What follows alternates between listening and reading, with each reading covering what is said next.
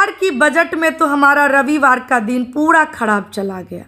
TV के पास इस उम्मीद में आग गड़ा के बैठी थी कि कहीं ना कहीं तो बिहार को किसी न किसी रूप में कुछ न कुछ तो सौगात जरूर मिलेगी। एक कहावत तो आप सुने होंगे ना कि जैसा देश वैसा भेष। कुछ इसी तरह से इस बार की भी बजट पेश हुई है। 2025 के नवंबर में जब इलेक्शन थी, उस समय वित्त मंत्री जब बिहार आई थी तो मिथिला में मिथिला पेंटिंग की साड़ी उन्हें भेंट दी गई थी और उसके बाद जब वो बजट पेश करने गई तो मिथिला पेंटिंग साड़ी पहन के गई थी।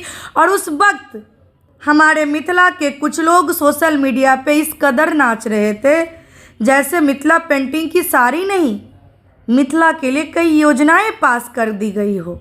मैं आपको बता दूं कि सत्ता में बैठे लोग जनता को उन्हीं के अनुकूल बेवकूफ़ बनाने का काम करते हैं।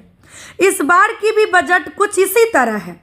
अगले बार बिहार में चुनाव थी तो मैडम मिथिला पेंटिंग की साड़ी धारण करके गई थी और इस बार की बजट में वित्त मंत्री जी कांजीवरम की साड़ी पहन करके बजट पेश करने गई थी, यानी कि तमिलनाडु में चुनाव होने वाली है। 2025 की बजट में सीतारमन जी वित्त मंत्री जी बिहार का कम से कम 10 बार, कौन कहता है 20 बार नाम ली थी। इस बार की बजट और पहले की बजट में बस अंतर अब इतना ही रह गई कि अगले बार मैडम मिथिला पेंटिंग की साड़ी पहनी थी और इस बार की बजट में वित्त मंत्री जी कांजीवरम की साड़ी पहनी। बात तो समझ गए होंगे कि चुनाव को देखते हुए वित्त मंत्री जी अपनी पोशाक बदलती हैं। अब नेक्स्ट कौन सा बजट पास होने वाला है वो चुनाव के अनुकूल देखा जाएगा। फिलहाल बिहार वालों, आप लॉलीपॉप चूसिए, आप उसी के लायक हैं।